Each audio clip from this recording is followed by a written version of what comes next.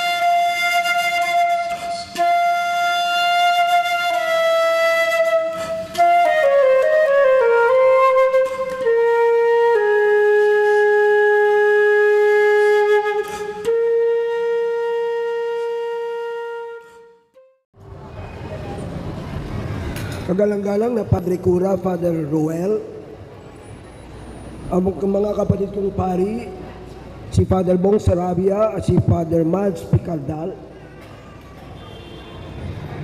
mga ministro sa altar, nakakapaligid, gumagawa ng mga tungkulin sa ating pagdiriwang ngayon, ang mga pamilya ng mga nasawi sa laban sa droga at sa mga nasawi na hindi natin nalalaman kung bakit. Mga kapatid sa pananampalataya, sa mga pagbasa itong mga nakarang 3 linggo, ang pinapakita ay ito. Kailangan natin ang mananakop sapagkat wala tayong magagawa kundi ikaw ay aanib kay Jesus. Tinatanong ng Diyos ang bawat isa sa atin, ano ang kalagayan mo ngayon? Kayong mga naiwanan, kayong mga patay na, ano ang kalagayan ninyo ngayon?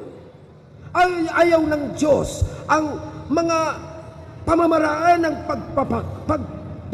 pagpapatay. Ayaw niya kasi sa katapusan, yung mga addicts na napatay sa anuman dahilan na sinasabi ng mga pulis, death under investigation, punuhay, o kaya killed during police operation. Mr. President, mga pulis, yung mga napatay ngayon, na kayo na nagsabi 7,000 na ngayon binabawi at ginagawang 4,000 na lang. Pagpalagay na natin 4,000 na lang. Extrajudicial killing pa rin yun. Pero alam niyo ba kung bakit siya nalaking ganyan? Dahil tayo rin ang may sala. Sapagkat meron tayong mga kapatid na walay sa tamang takbo ng ating lipunan. At handa ba kayo na ayusin din at tumulong para maayos at maibalik sa lipunan ang napakaraming addicts at napakaraming kriminal na nandun sa piitan na kailangan ibalik sa lipunan, makaramdam ng pagmamahal at pag-unawa para sila'y makalag sa kanilang talikalang bumabalot at lumilipol sa kanila ngayon. Tayo ang sinasabihan, kalagan ninyo sila ng makalaya. Amen.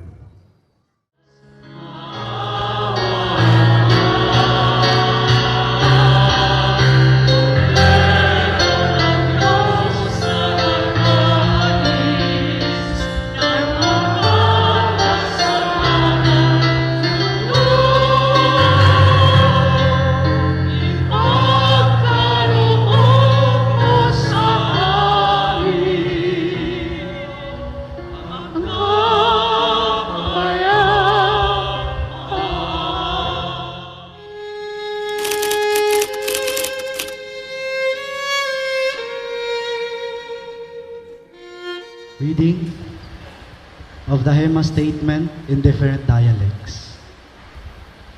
With Jesus, our Redeemer, in the Holy Eucharist, we gather as one Christian community to pray for the souls of more than 7,000 faithful departed who died violently in the past months.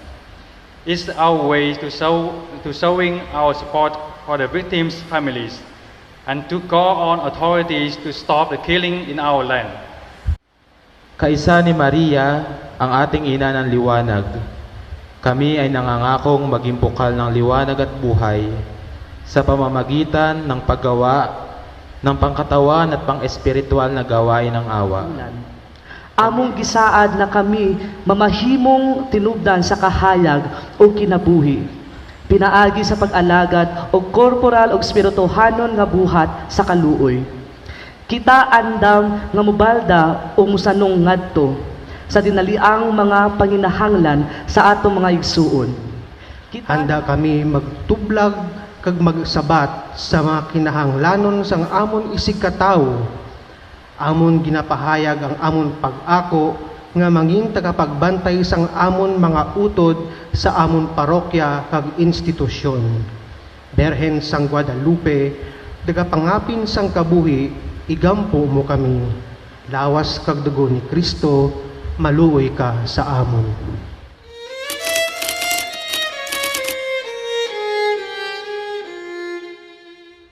Kandila, sumisimbolo ng kaliwanagan sa mga panahon na tayo'y nilamon ng kadiliman, tanglaw na nagbibigay linaw sa mga bagay na di lubusang maaninag at maintindihan.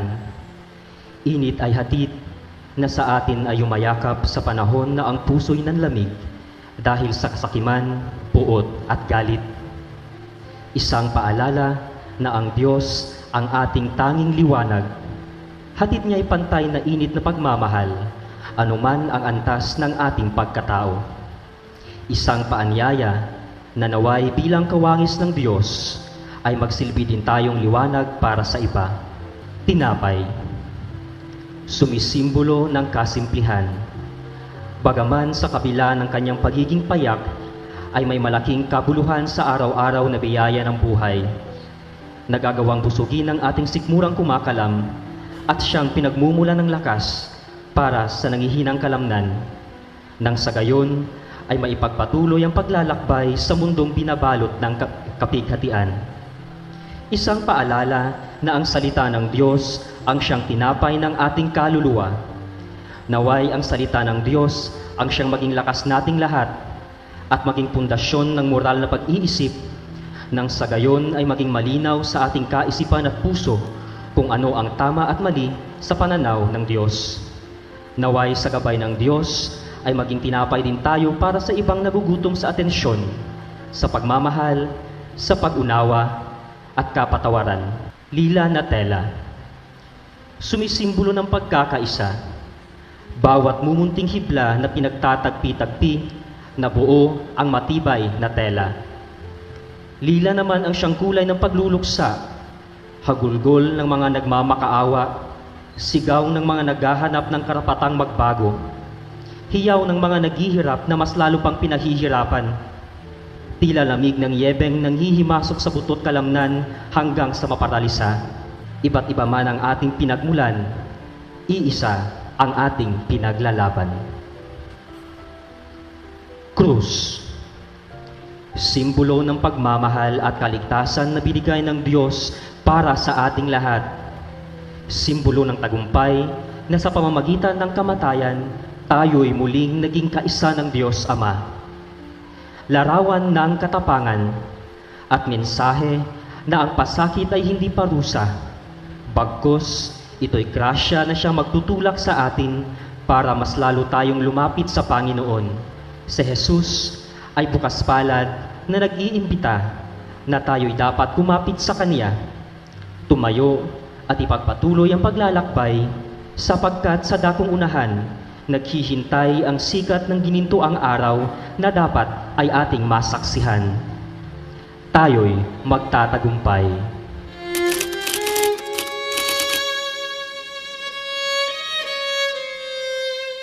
So ngayon po, may naimbitahang mag-share ng kanilang karanasan para makita po natin ang mukha ng AJK. Minsan 7,000, mga 1,000 plus lang po tayo imagine na may patay na 1,000 dito sa chapel na ito, sa simbahan ito. Ganun po kalala ang ating sitwasyon. Magandang umaga po sa lahat. Ako po si Jessa. Asawa po ako nung biktima po ng maras na ginagawa ng mga pulis po. Si Jason Atienza po yung asawa ko. Pinagbabaril po siya. Nagulat na lang po ako nung may biglang pumutok na at may sumigaw ng Hindi ko po alam na yung asawa ko yun. 16 po yung tama niya. Tinadtad po siya. Yung anak ko po, sisilip po sana sa bintana. Ang ginawa ko po, inatak ko siya kasi ang takot ko po baka barilin din po siya pagkabukas ng bintana. Lumabas po ako ng pintuan, nakita ko po na may kotse. Kaya po pumasok po ulit ako. Nito lang pong February 15 yun. Kaya hirap na hirap pa po akong sabihin sa harapan niyo. May anak po kaming babae, nag-iisa po. Nung 5 araw po nakaburol yung asawa ko, hindi po niya tinignan. Hindi po siya nakalabas ng bahay sa sobrang takot niya po. Kahit po nung inlibing yung asawa ko, hindi po siya tumingin. Nagpapasalamat po ako sa simbahan dahil sila po yung tumutulong sa mga kagaya namin. Dahil po sa mga politiko, wala na po kaming inaasahan. Noong November 27, pista po sa Lupang Pangako. Pero siguro, 3 months na. Ang nabubuhay kami mag-ina. Ako po, nanambakan lang po ako sa Payatas. Scavenger po ako doon. Kaming dalawa na lang po ang nabubuhay. Tapos minsan, katrabaho siya minsan sa parlor. Hindi ko alam na ganun pala yung mangyayari sa buhay niya. Ngayon, napag-alaman ko na ganun. Sabi ko, Nak, ano ba yan? Ako wala to, ma. Sa kanya, Nak, kinakabahan ako sa iyo, Pero yung anak ko, hindi naman siya gaanong ganun eh. Hindi naman eh. Ngayon, sabi niya sa akin, magbabago na ako. Ganun. Bakit? Pero bakit ganun? Kailan nagsasalita yung anak, sasabi yung anak ko na handa na siya magbago dahil ako matanda na hindi ko na kaya manganambakan. Na lang ako, nabigla na lang ko nung pisa sa Lupang Pangako. Malasutso ng gabi. Tulog ako pagod ako. Nangangalakal lang ako sa tambakan. Ginising ako. Sabi niya, Tika, yung anak mo, nasa ibaba, na baril. Di dali-dali po ako bumaba. Naabutan ko po yung anak ko. Nakatiyaya sa kalsada. Akap-akap ko yung anak ko, nagagaw buhay. Bakit ganon? Walang kamuang-muang yung anak ko, puro tama ng anak ko, puro likod, naglalakad pa uwi na sa bahay.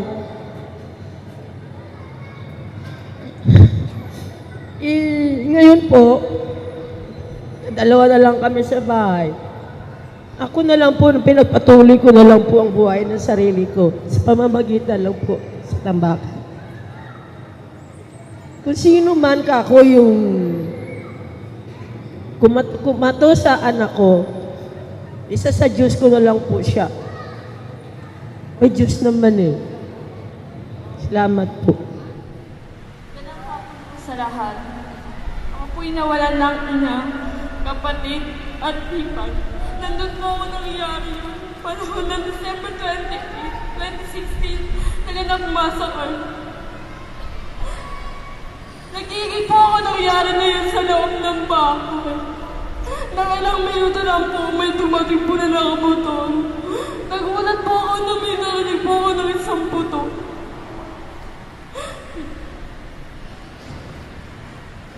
Hindi po namin nakalain. Nasa sunod-sunod na putok, marami na po namatay. Ito po sila. Napatak po kami sa CR. Nangyari po yun. Nang una na po kami narinig na putok, pagbukas po namin ng pabilang pinto, nakita na po namin ang 5 nakabuligta. May tama po lahat siya sa ulo. Mga ilang sandali, hinanap ko yung mama ko. Akala ko po kasi hindi kasama doon sa napan. Nakita ko po siya sa kabila ng tubo. Nakabulagta po. Ang daming tama ng bala. Hindi ko po akalain na mangyayari yun. Kasi po, ang hiling ko lang po, na magkasiyahan kami ngayong nakambagong taon. Hindi ko po kaya mawalan ng ina. Ang sakit po sa pakiramdam eh. Ginawa po nila hayop, ginawa nila. Ang hiling ko lang po, na mauli po yung gumawa nito. Ay lang po, maraming salamat po. Magandang hapon po. Ako po si Ryan, 18 years old po, na nadamay rin po sa barilan po. Nung kakatapos ko lang po kumain sa bahay, yung bite ko pong service, papayos ko po sana sa kuya ng shota ko. Tapos nga po, pumunta po sa kaibigan ko na 15 years old, na sinabi ko po na papasama po ko, papayos ko po yung bike ko. Tapos pumunta po kami dun sa bahay ng shota ko. Pagpunta po doon po sa bahay ng shota ko, may nakita po kami na isang tao na marami pong tayo sa katawan. Tapos tinanong po namin kung ano pong nangyari sa kanya. Sabi niya raw po, doon daw po sa probinsya nila, pinagbabaril daw po siya. Kakalabas niya lang daw po ng ospital. Tapos, katagalan po, nagpatugtog po yung kuya niya. Nagkakasayawan po kami ng mga tropa ko. Tapos hindi po inaasahan na may dadaan pong motor na mabagal po yung under.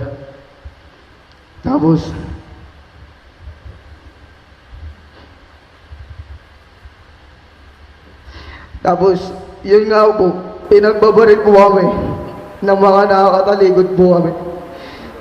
Tapos ako po, nagtago na lang po sa kwarto ng shota ko. Tapos po yung pagtapos po ng pagbarilan, paglabas ko po ng kwarto, nakita ko po lahat ng kaibigan ko nakadapa na po.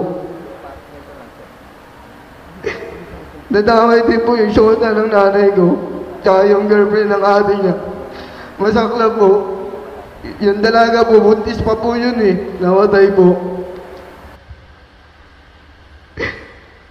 Tapos po kung sino pa po yung suspect, siya po ba yung nabuhay.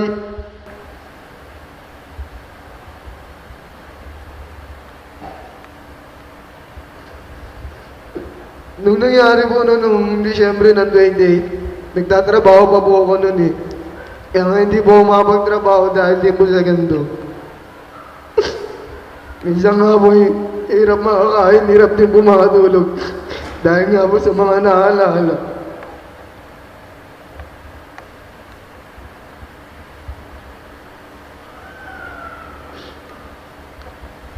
Ito po yung mga namatay.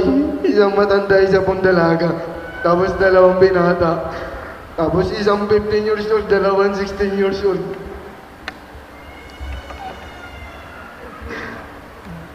Nung dumapa po ako, nung humingi na lang po ako sa Diyos. Na sana po bigyan pa po wala pagkakataong mabuhay. Di pa nga daw po pwedeng operahin kasi mahirap daw po. Nasa loob ko pa po yung bala. Hindi ko pa po alam kung kailan daw po operahan. Yun lang po. Maraming salamat po. Ang hapon po sa inyo. Ako po ang isa sa nanay sa 7 napatay sa Bagong Silang 176. Kung inyo pong natatandaan, December 28, yun po ang pinakamasakit sa aming mga nanay. Isa na po yung nanditong nakatayo ngayon na sinundan ko. Isa po sa mga napaslang. Kasama po yan sa 7 sa Bagong Silang 176. Ang pinakamasakit, hindi nila binigyan ng pagkakataon ng mga bata na magkaroon ng sarili-sariling buhay na maayos. At ang masakit dito, bakit ang mga walang kasalanan, siya po ang nadadamay dahil po ba sa wala silang alam, kaya sila po hindi matatakbo. Dahil hindi nila alam, dahil wala silang alam para tumakbo.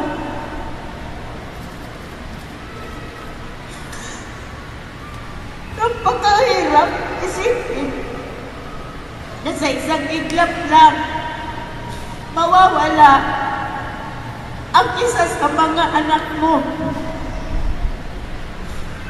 Bagong taon mag-ihiwalay ang 2016 at 17. Ang kayakap mo'y isang kabao na ang laman ay ang anak mo. Nang dahil lamang sa nadadamay.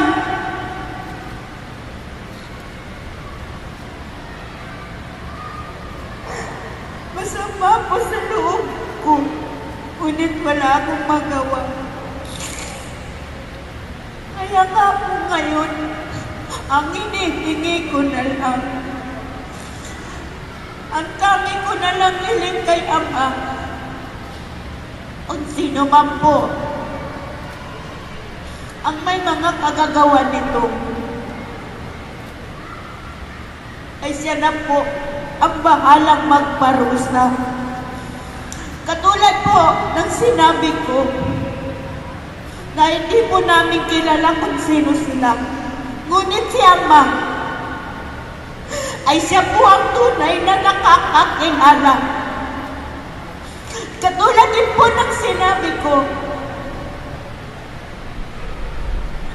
na kung dito sa lupa ay makaligtas siya sa batas ng tao, sa batas ni Ama, nakakasiguro po ako at siguradong sigurado na hindi siya makakaligtas sa kaparusahan sa kanya, sapagkat nakasaad po na bawal pumatay at ilagay sa kamay mo ang hustisya kung sila man may pagkakasala o wala. Marami pong salamat. Tulad po ng nasabi ng aking 3 kababayan na nakatayo dito kanina, isa rin po ako na magulang.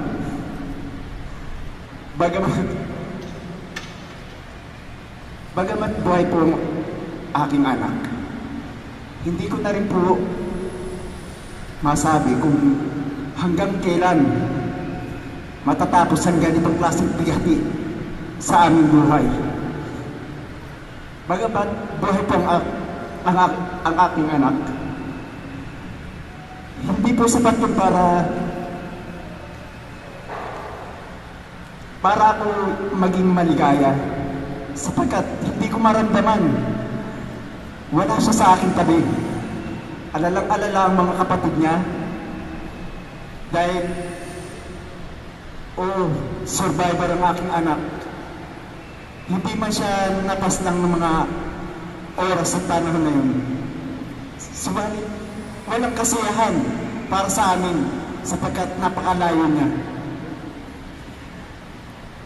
Ang hiling ko lang sa ating Pangulong Duterte, sana itigil na, wakasan na, tapusin na ang ganitong klaseng pamamaslang sapagkat maraming mga tao na nadadamay ng mga inosente na walang kinalaman sa ganitong klaseng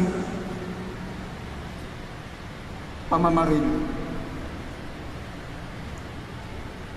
Bagamat hindi kami magkasama ng aking anak, eto kami. Napakalayo ng aming agwat para maging maligaya. Halos pati mga kapatid niya, maski sa akin, nawalan ng lahat, kaligayahan, hanap buhay. Ultimo mga kapatid niya, halos hindi nakakapag-aral ng maayos dahil sa kakaisip kung hanggang saan matatapos ang ganitong klaseng bigati. Yun lamang po, maraming salamat. Sana, inuulit ko po, hindi natutulog ang ating Panginoon Jesus. Kung sino man ang mga taong pumaslang sa mga taong nakasama ng aking anak, nakatakas man sila dito sa lupang ating kinagagalawan. Pero sa batas ng Panginoong Diyos, hindi siya at hindi sila makakaligtas. Salamat po. Ako po ay ina na isang biktima ng pagpatay sa Camarin, Barangay 174. Ang masasabi ko lang po, napakasakit po na mawalan ng isang anak na alam ko naman po ang aking anak ay wala pong kaduwis-duwis at wala pong ano sa lipunan. Isa po siyang lay minister po sa aming lugar. At siya po ay isang kagawad. At isa po siyang nagtapos po ng business administration. Dahil po sa gusto po niyang makatulong sa aming lugar, ninais niya pong magkandidato, ninais niya pong sa pagtulong sa kapwa. Maski ano lang ang pamumuhay namin. Siya po ay matulungin sa aming barangay. Lahat po ng mga lumapit at humingi ng tulong sa kanya, wala pong hindi. Siya po, hindi man po sa pinansyal. Sa kanya pong pagsiservisyo, ang tapat at tulong sa kapwa ay napakasakit po para kunin sa amin. Siya po ang pangalan kong anak. Napakabuti at napakabait pong tao. Alam po ng aming barangay kung ano po ang pagkatao at pamilya namin po. Ang masasabi ko lang po, una po tulungan niyo po akong magdasal at makahingi po ng sa Panginoon, ng hostisya, ang pagkawala ng aking anak. Salamat po. Ako ay abadang isang nagbabasura, scavenger. At noong pong January 18, somewhere in Hermosa Street, pinabaril ang aking anak na 38 anyos na taong gulang na hindi rin namin nalaman agad nung 18, nalaman na lang namin nung pecha January 21. Na-conclude na rin po namin na ito ay isang mistaken identity dahil sa nung i-deliver yung katawan ng anak ko sa punerarya, ay may pangalan agad Reynaldo Gutierrez, na kung saan ang anak ko ay Rolando Paredes. Kaya po yun ay mistaken identity. Ang sabi ng may-ari ng punerarya na excessive naman kung magpresyo ng kanilang serbisyo ay may problema dahil sa ang anak nyo, although kiniklaim nyo at talagang sa inyo, ay iba ang pangalan. Kaya ipag-meet pa daw nila yung dalawang pulis na magsasagawa ng correction sa pangalan ng anak ko. Kaya kung saan ang karamihan na mamatay, puro mga madudumi ang paa, nakatsinelas, na yung mga matataas na drug lord ay ayaw nila agad asikasuhin. Dapat itigil po yan. At meron tayong batas na dapat sundin. I-tried, kasuhan, at i-penalize. Pero sa huling pananalita, ang Estado, ang gobyerno ay mayroon ding moral na obligasyon para ayusin ang problema, hindi sa pamamagitan ng pagkitil ng buhay. Maraming salamat po. Ako po yung bilang magulang ni Aljon de Parine. Nung araw, nung Martes po, galing po kami kalalabas lang po namin sa ospital. Hindi ko po sukat nakalain na nanghingi siya ng 10 piso, bumili ng tinapay. Tapos nung pagbaba niya, bumili siya ng tinapay. Hindi ko po alam na tinawag po siya ng kaibigan niya na si Wilson. Nanood po sila ng TV. Hindi ko po alam na may tukhang pala dumating doon sa bahay na yon. Ngayon, kinuha po yung anak ko, nagmakaawa ako, dala-dala ko yung gamot, tsaka yung X-ray. Sabi ko, sir, anak ko yan, maawa naman po kayo. Kalalabas lang namin, sir, sa Tondo Hospital.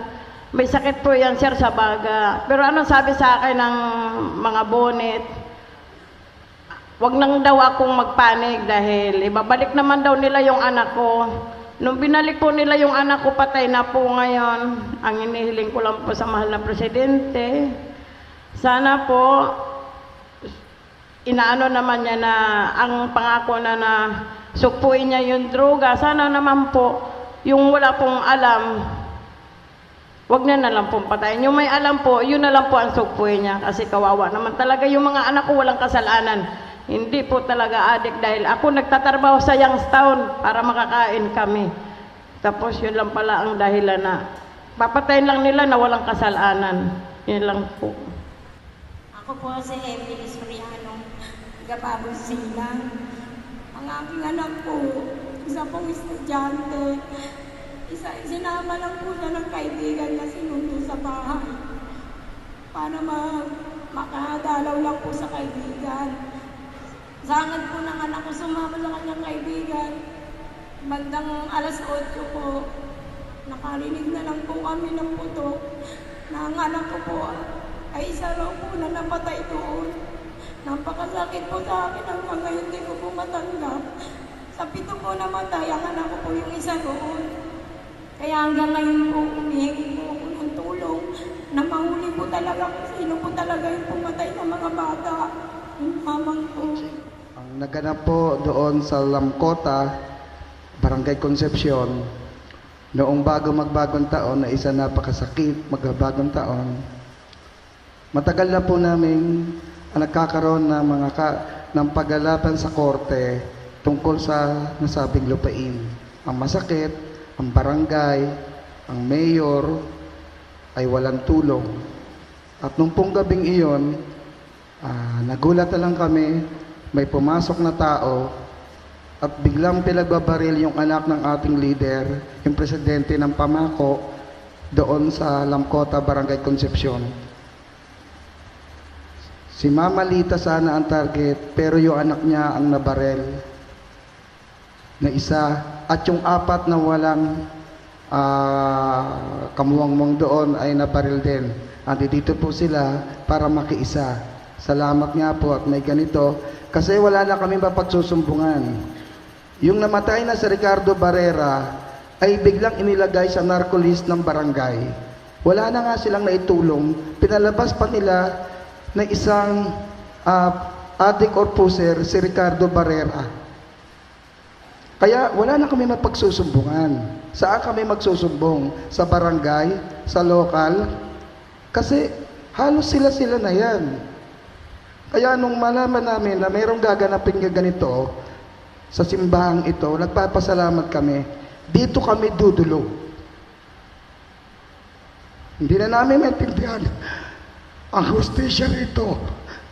Ilang anak ng pamilya ang namamatay. Ilang mga bata yung mamamatay na yan. Kabawa yan. Ano kinabukasan yan? Kaya sana po, sama-sama tayo, wag natin tigilan ang laban na to ng EJK.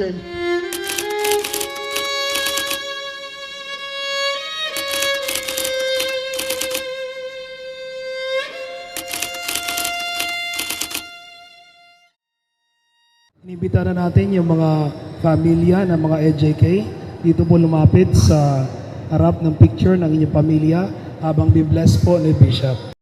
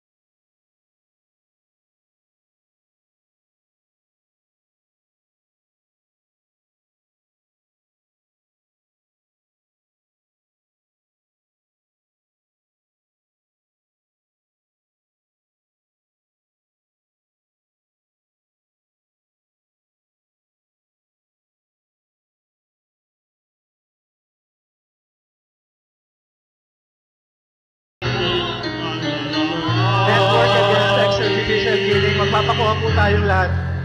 From Payatas, Bandang Sora,